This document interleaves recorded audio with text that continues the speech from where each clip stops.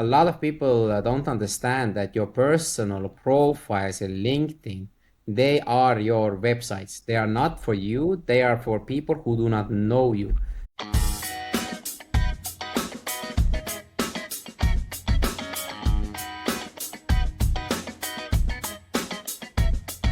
Welcome to a special episode of What's Working in Sales and Marketing. I'm your host, Egan from Asymmetric Marketing. You can find me, Egan Heath, on LinkedIn, or check out our website at asymmetric.pro. Today I'm speaking with a LinkedIn expert, and I wanted to have him on. We have Indrek. Indrek, welcome. Yeah, hi Egan. Great to be here and happy to have a conversation with you. Yeah, I love it. So you're working with companies basically on B2B growth. You have a website, b2bgrowth.eu. Yeah. Maybe tell us a little bit about who you work with and the kind of work you do. So we specialize 100% on LinkedIn because we see that focusing in one platform today in social media, that is quite a lot of work already, like knowing the algorithm, how it works. And with the companies we work with, we are basically a strategic partner depending what is the goal is. So depending the company size, depending what they want, basically what they want is leads, or they want to build employer branding or build trust with their collaboration partners or future partners. So what kind of content to make?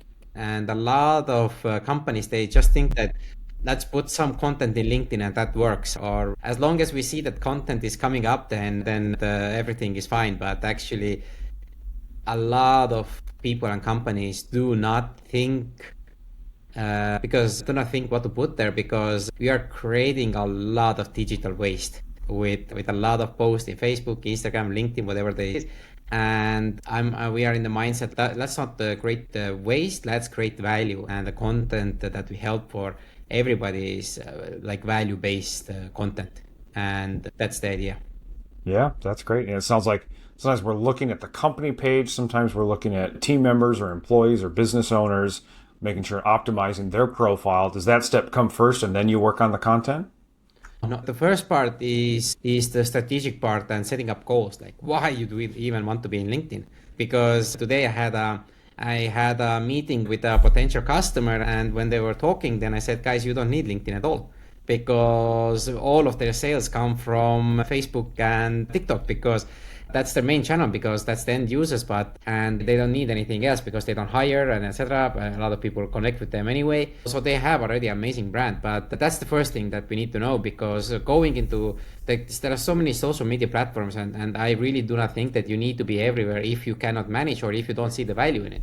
People, like, if you go into some company websites, and then you see like they have all the 4 or 5 different social media links, and then you click on them and then you see no activity happening, like half of these channels. So what's the point of them?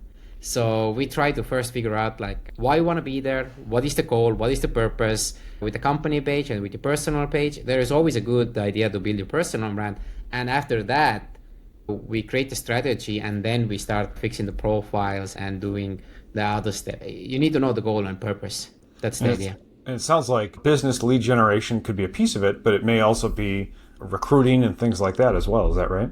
Oh yeah, definitely. And I think in the US, like I saw, this is LinkedIn, that 70%, 90% of office workers are employed through LinkedIn, because it's the biggest recruitment channel in the world, and that's why building your own personal brand, it doesn't matter in which industry you work for, people come to work with you because of you, because of the people who are working there. So building your personal brand, thinking what is your mindset, who you want to attract, like that matters a lot in these days. And China, like Alibaba, Microsoft, Apple, all of these huge companies, they are attracting the best talent away anyway. So now the question is how you can be different, and what they don't do so much is personal branding, especially the C-level, C-suite people. If you starting to share your how can I say, mindset, and how you have built your company and what are your, so to say, values, trust me, people will love it, people will join you, and they want to be surrounding with you because they see how much they can learn from you.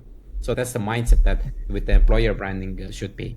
Yeah, it sounds like there's some thought leadership. And if you're in the C-suite or you're a business leader, it makes sense where you're publishing things yourself, not just from the company page, which a lot of people don't see anyway. Is that right? Yeah, definitely. And but there's still like a huge value for especially bigger companies, the company side. And there are so many companies that just don't care about the company side, but it's so important because again, like it's where you people see get the first impressions about your company, like the culture, what kind of content you make. And most companies focus only on their products or share like a one or two sentence, hey, we had a nice time there, etc.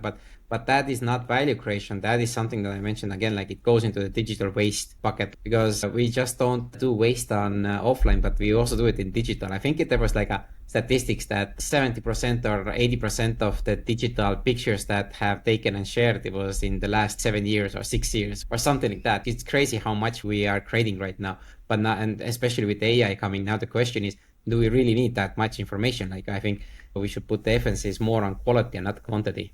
Sure, that makes sense. I love it. I wonder if there's something you can show us, Indrek, of Mhm. kind of work you guys have done or how you approach this and what people can be doing for themselves. Yeah. So I'm going to share a couple of slides and you can see the different easy things to do and fix. So you were asking about the profile makeover, etc. So if you have the strategy in place, and then you can see here it's like a totally regular company profile. But again, when a lot of people come and see there is nothing, a lot of you can think of it like who are these people? Are they your customers? Are they your employees? Even more questions than answers, and then you don't understand exactly what this company is or what they do. They are pharmaceutical manufacturing. What needs to be thought of, because here and also the about text needs to be changed, because here the goal is employer branding. And if you have the employer branding, then you can see already changing only the background gives a lot of different exposure and ideas to the people who are visiting. They are the leading manufacturer. They are one of the biggest in the Europe.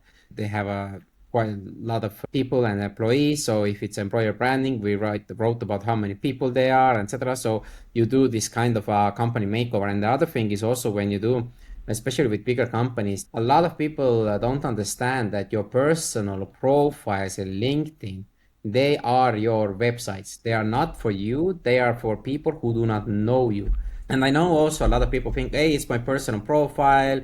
I don't want any company, so to say, logos or etc. there. It's my personal. But the thing is, you need to understand that LinkedIn is a professional network. It's business to business. It's basically like you're going to a networking event, and if your company sends you to a networking event, which is you need to dress nicely, etc., you don't go there with shorts and flip-flops and with a tank top and etc., because you don't leave a very professional view about you. The same is in LinkedIn, and that's why when we do trainings in companies, we try to show them that, guys, like companies cannot force you to change the person profiles, but it's really important, because if you are a C-level or a higher executive, the profiles, if they are not done correctly, then they leave a very bad overview of you. And here you can also see how these profiles look before, and you can see there's no background, there is no headline, and here you can see when the makeover is done, the background matches the company logo. It has a tagline. You have a very nice profile picture. You have a headline that gives more information than just a project manager and X company. And then you write also more about the about section. So these are the things that you can do easily yourself, like fixing the background image, having a nice profile picture, and the headline. So then, and in like bigger companies, you can see if everybody has similar backgrounds, it stands out much better that everybody is part of the same company.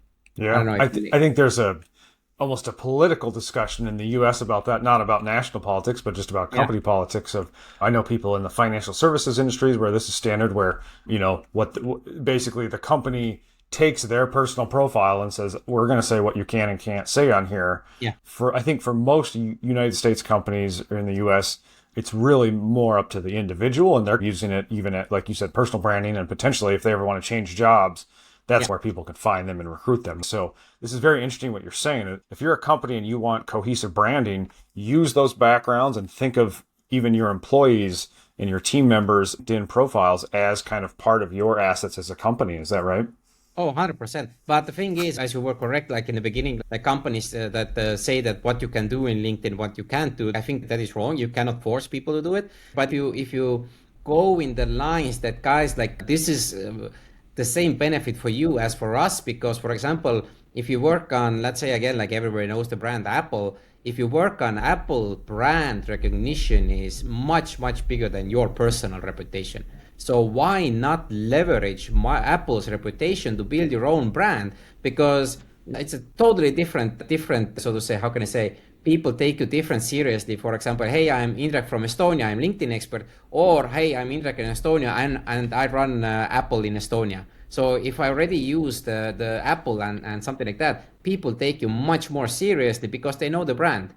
And thanks to leveraging that brand, I can build maybe next 1 or 2 or 3 years a huge network for myself. I use this for my personal branding in LinkedIn, etc. And then, for example, if I go and have a new job or I start my own company, people already know me and they are in my network, and I can leverage that to get the first customers or whatever the idea is. So because the thing is, a lot of companies are very unloyal to employees, because if there is a recession or they just don't have enough money to pay you, they will fire you right away. And then it's 10 to 20 times more easier to find a job if you have a strong personal brand that you have built for a year or 2 or 3 or 4 years. So that's the mindset idea that I'm trying to give. I don't know if it makes sense. Yeah, I think for the team members, if and when they are ready to change companies, they'll have something even more than a resume, almost their webpage marketing them as a team member or a potential employee. And for the company, it's let's all band in together and let's grow the brand together and fly that flag. So I think that's helpful. Exactly. That's great. Other things that you think people are getting wrong, or examples of things that you've changed that have made a big difference? So I think not the profile and the background image is one of the biggest things. So we have in the last 4 years we have done over 1,000 profile makeovers in companies. And again, like the profile takes approximately 8 to 12 hours depending on the person how to fix it. So it's not like just let's put the background image and then it's done. It needs to be methodical. But the other thing, like what people might not understand so well, is also there is no point of knowing LinkedIn algorithm, how it works. People always ask, hey, how LinkedIn algorithm works, etc. And we have some ideas, but if you do not use LinkedIn consistently, and consistency might be different for every person, like some use it consistently once a month, but if you want to be active there, you need to use it every day. You need to posting it doesn't mean, but then the algorithm starts to work. And a lot of people I see get so hyped up about the algorithm. Oh my God, it's the new things, but they might post only once a month or something like that. And then they do everything how the algorithm works, but that doesn't give you absolutely any benefits basically. So you need to use LinkedIn consistently, and then everything starts to work with you and work with you together and gives you more benefit. So that's also one of the things. And maybe it went a little bit long, but yeah, that's great. I see one thing I really like, and everything I've seen here too, is there's a lot of you language. So it's written from the perspective of the person reading it. It's not all about me and my story and here I go. If I'm talking about myself at all, it's about who I help and how I help them. Here's some of my values, but also here's how I provide value, right? Exactly. And also you need to show these things, especially the about section in your personal profile. That's quite important because again, like it's the place where it's like we have the saying of the dog also waves his own tail. But in the about section, it's really important to speak about how you have helped others and show it in numbers. It's very impressive to for example, to share like, hey, I joined a company, they were 20 people, then five years later, we are 100 people. I helped to scale the sales team from 10 million to 50 million or something like that. If you can say listing, like these are numbers that actually show that you have proven value, not, hey, I'm a sales executive with 10 years experience. That's what I see a lot, like these kinds of 1 or 2 liners. I'm an experienced CEO with talents of finding the right people, and that's it. But how do I know that, or what have you done, etc. So people are very shy about what they have done, and that's the place where you can shine. Yeah, that's well put. I like that. I see you have some other slides here too. Are there other things we should look at? Yeah. So this is the thing. When the profiles and everything is done, then the other thing is also doing content. And the content, it doesn't matter if you do it in Estonia within the personal page or with the company page. The content needs to be well formatted, and you can see here most of the profiles that with the posted I see, they are written in one long format, but a really good way to do it is okay. It went to the post. You can see the post that it is sectioned, it is easier to read. So this is also very important if you do content in LinkedIn.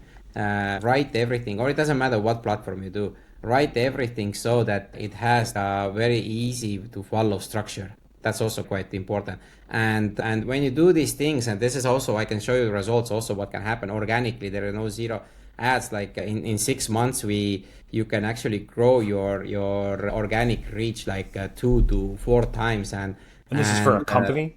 Yeah, this is for a company, but also the same tips work for a personal page also. And the number one KPI, the thing that I would recommend to follow and do is how many comments are you getting, because the comments, one comment that is longer than 8 words equals to I think it's 6 shares or 15 likes. So that is the thing, like the ratio, like one comment equals 15 likes. That's really important to know. If you're getting 2 comments and 0 likes is much better than 25 likes to a post. So this is what people need to know. And getting those comments it's only possible when you're giving value to others also. Like you're commenting other people's posts, you're adding value, and then if people start to comment your post, all the other metrics are also going up. The visibility is going up, followers is going up, post reaction, browse clicks, all these are going up. So that is really important to think about. Doing content that people want to comment and engage with. So that's the metric we focus quite a lot. Make it engaging. Yeah, I agree. Thanks for showing those. I appreciate that. So these are the main things, because again, like LinkedIn is all about building value, building a community. Basically what you're doing with the podcast, you are interviewing different people, you're giving a lot of value to others, and you're all about giving. So that's and it all comes back, I'm 100% sure. Yeah, that's well put. I certainly agree on that. Indrek, I wanted to give you a chance to talk about what you guys do. I've got your site up here. So this is, I'm looking at the case studies here, but you guys are B2B growth. Yeah. .eu. Maybe talk a bit about your company and kind of what you do and who's a good person to reach out to you. Yeah, so everything we just talked about, this is what we do. So helping to build the strategy, helping to build the content, getting leads, helping to build personal brands. And again, most of the companies we work with are medium to larger size B2B companies who want us to, so to say, help them to grow their organic viewership and have a more strategic approach to LinkedIn. So that these are the ideal customers that we are looking for, especially sales, marketing, or CEO level. So this is where we help, because again, focusing on strategically and doing it well through, it brings you much better results than just, hey, let's do something. And then what we see also is when we put a plan together, like doing like a 2 to 4 posts a week in person on a company page, we have the system. What we see when we are ending a collaboration with somebody or company, what happens is after they don't have us, they maybe post twice a month or something like that. So that's the accountability and systems, and that's quite important to have that support. So this is what we see. That's great. All right. We'll link to your LinkedIn profile here as well as your company page, Indrek. Thanks so much for coming on and sharing what's working in sales and marketing. Yeah, thank you so much, Egan, for having me and having this possibility to share what we do, and I really appreciate it.